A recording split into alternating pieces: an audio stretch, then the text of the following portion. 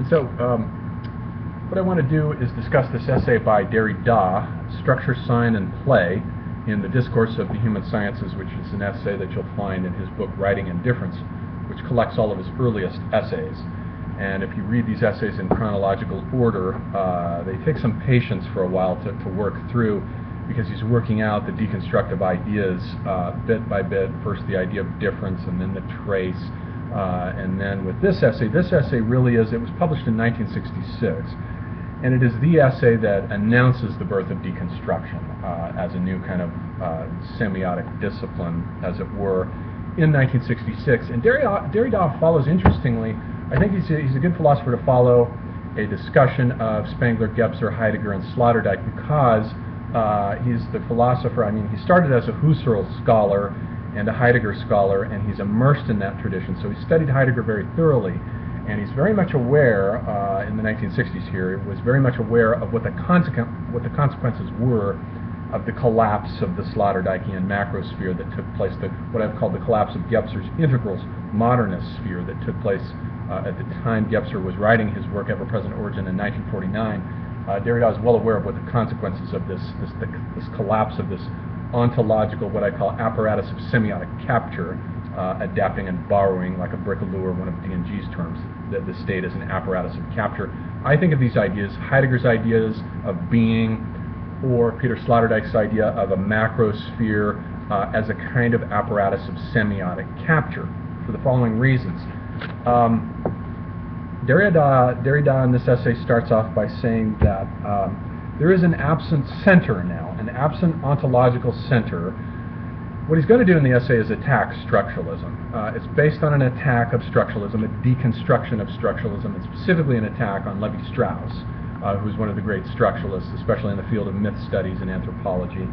And he's going to attack it by stating first what the ontological situation is as he sees it, which is to say that there is no longer an ontological center to the culture, guaranteeing the signifiers a fixed frame of reference, of signifieds, a transcendental signified that the signifiers now can refer to, and therefore in referring to have guarantees ontologically their meanings, as it were. He says that we are confronted with the absence of a center of presence.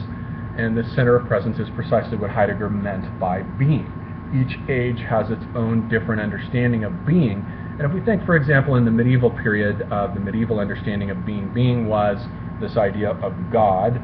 God was the ultimate being idea that guaranteed that all the signifiers in that age referred to him, and it guaranteed their ontological fixity, and as Derrida puts it, their lack of play. You could not just play with them in an infinite array of significations. They refer back to this transcendental signified God, the X, the ultimate guarantor of all systems of meaning.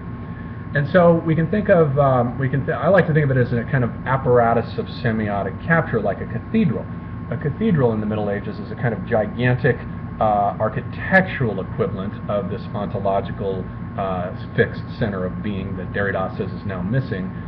In that, all the signifiers of the medieval age, let's say the various saints, along with their various myths and legends, are not just running around free like delusion decoded flows, but they have been fixed and captured, put into place in a giant edifice as an apparatus of semiotic capture that prevents them from running around unchecked and prevents meaning from shifting randomly. Meaning is fixed. And this fixity of meaning that's guaranteed by in the metaphysical ages, specific understanding of being as a fixed thing, guarantees that there isn't semiotic chaos. Meaning is fixed and limited, it's traditional, and it's bound by archai, by archetypes, by original ideas and archetypes, the Platonic forms, the eidos. This bounds the degree of meaning to which we can attach to these signifiers. So they're held together by an apparatus of semiotic capture. In the metaphysical age, the apparatus of semiotic capture, as it were, becomes the idea of infinite space with an absolute subject, the cogito, the Cartesian cogito, and the holding a realm of absolute objects. That becomes the understanding of being, as Heidegger says in the Age of the World picture, for that age, which prevents the signifiers from sliding around.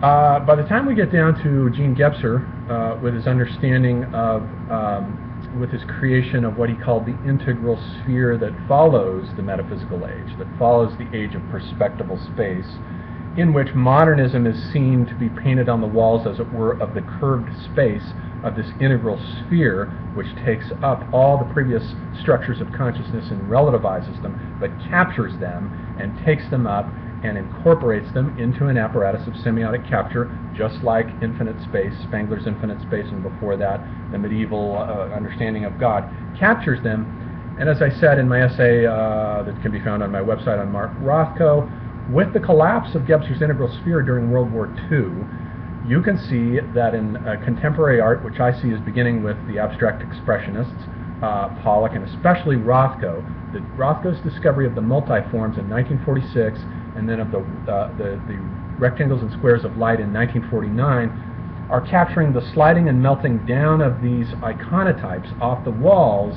of Gebser's fixed ontological understanding of being as this integral sphere, an apparatus of giant semiotic capture that prevents the modernist signifiers from being random. It melts down, and then Rothko, you can see in the evolution of his canvases, you can see him chronicling this shift, because the artist is always a generation ahead of the philosopher. You can see him chronicling this shift with the meltdown of being, the meltdown of what Derrida calls here the fixed center, the transcendental signifier. That begins to melt down and disintegrate, and then by the time he paints his Seagram murals, you get precisely, in 1958, you get precisely the image of the semiotic vacancy that Derrida, 10 years later, knowing nothing about Rothko, nearly 10 years later in 1966, pronounces as the death not only of structuralism, but basically the death of the entire metaphysical age.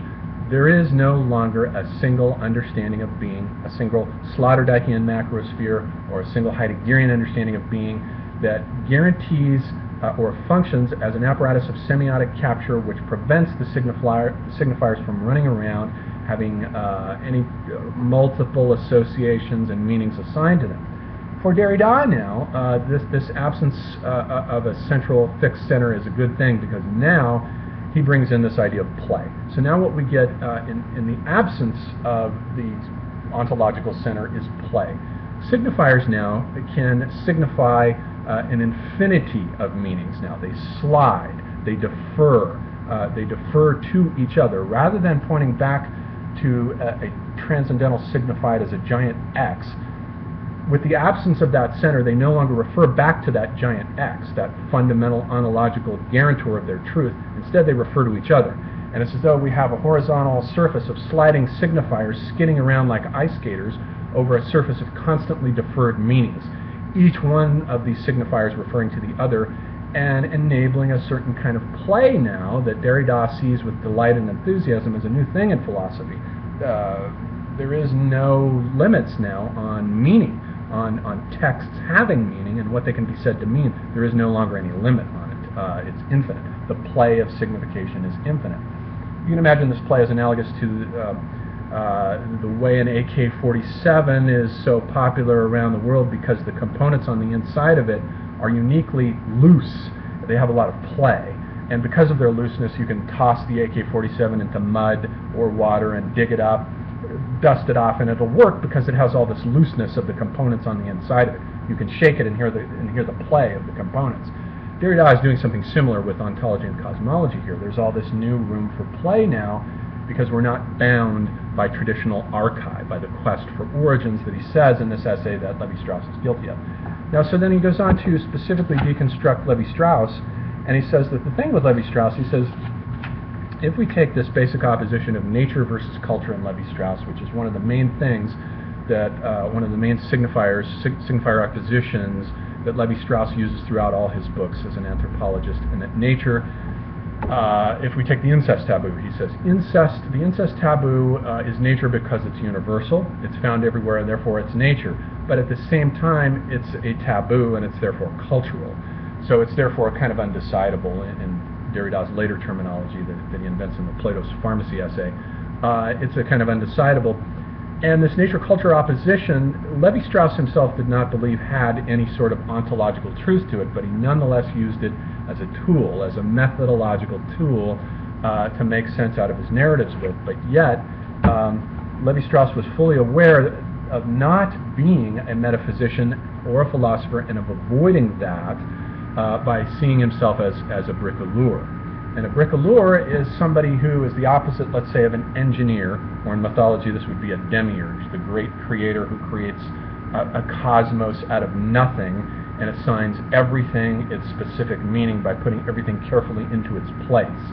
The bricoleur, on the other hand, is somebody who takes to use scraps of pre-existent things that are already ready to hand and that are lying around and which have not necessarily been designed to be used for the operation that the bricoleur is going to apply them to.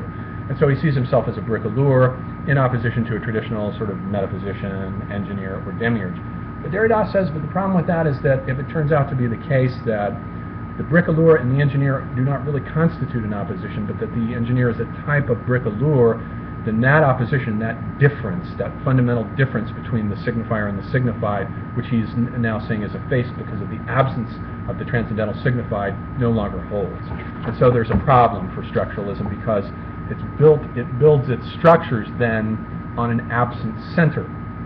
In order for these structures to have meaning, there should be a center there for them to refer to, but because there is no longer that center there, the structures no longer have this kind of ontological meaning that guarantees them their significance.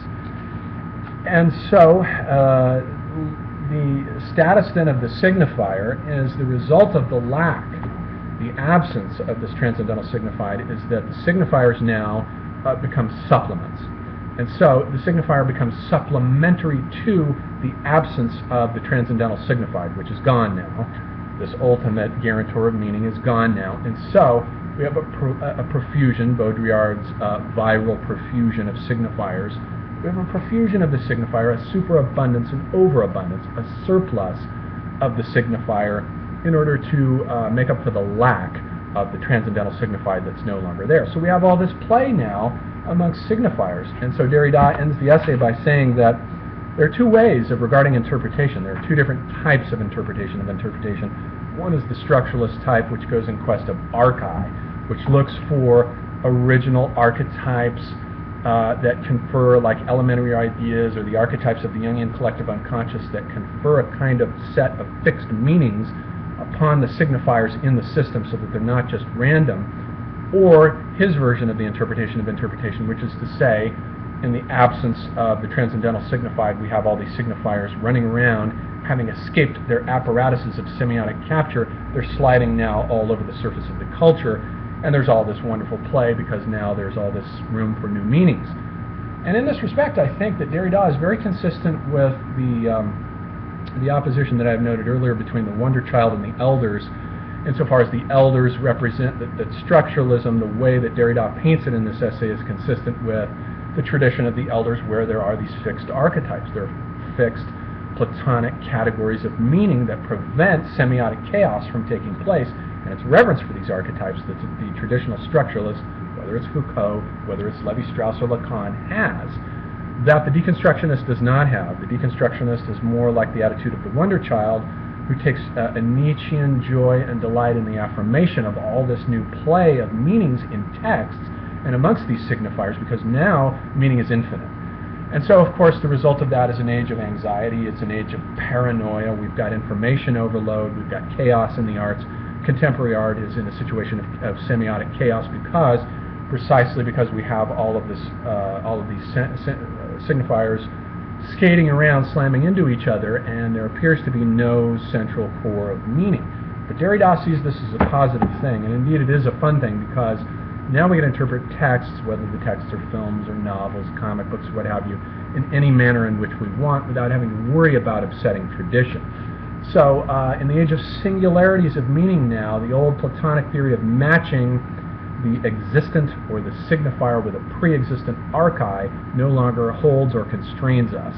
It no longer guarantees meaning anymore, and so it leaves room for a lot of paranoia and confusion and ontological anxiety, but it also opens up new doors into new methods and modes of interpretation.